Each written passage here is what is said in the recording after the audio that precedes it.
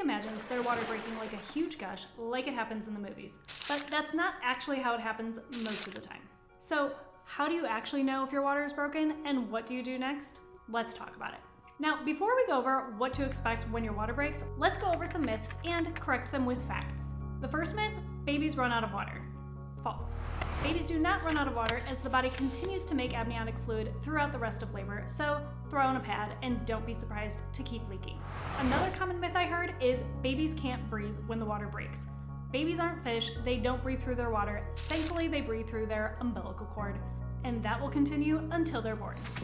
Third, and this one really upsets me because this is one I've heard medical providers tell women, is that they can't move around once their water has broken. That definitely is a myth. Last but not least, the biggest myth perpetuated by movies is that you go from zero labor to water breaking to a baby falling out. Completely unlikely. Stick around as I'll be debunking other myths throughout this video. But first, if you're watching this video, it's likely you're pregnant and planning on giving birth soon. If that's the case, click the link below to find my guide for how to write an effective birth plan your provider will actually respect.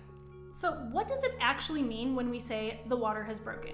This means the amniotic sac, which is surrounding the baby throughout pregnancy, has ruptured and released the fluid inside of it. Sometimes it's a gush, sometimes it's a trickle, and it can happen before labor begins or during labor. In fact, it's actually more likely that it happens during labor, as it only happens in about 10 to 15% of women before they go into labor. So what does it feel like? Sometimes it does feel like a gush, and some moms even report that they feel or hear a popping noise. I've even had moms tell me that they've woken up from a dead sleep because they felt a pop and then a trickle leak start to come afterwards. Sometimes it's difficult to even tell the difference between excessive discharge, which is common towards the end of pregnancy and can be kind of watery, or maybe a small leak that has happened in the water bag because it continues to come, but there was never a gush or a physical popping feeling or sound. Amniotic fluid often smells odorless or slightly sweet and may be clear or lightly yellow, have particles of vernix, which may just look like white little flecks, or may be yellow or green in color, in which case you should call your provider. It's not uncommon for women to report a little bit of pink tinge when their amniotic fluid breaks because of cervical change. That's probably also been happening around that time as well. So what should you do if you suspect your water has broken? First, stay calm, it's not an emergency.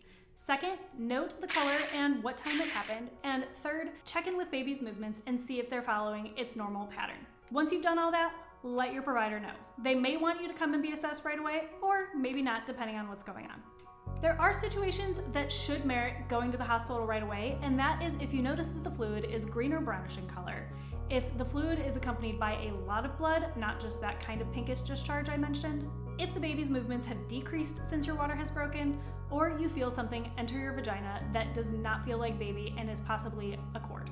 Statistically speaking, 95% of women will go into labor within 24 hours of their waters rupturing, but depending on provider, hospital protocols, and potential risk infections such as GBS, your provider may encourage an induction sooner rather than later.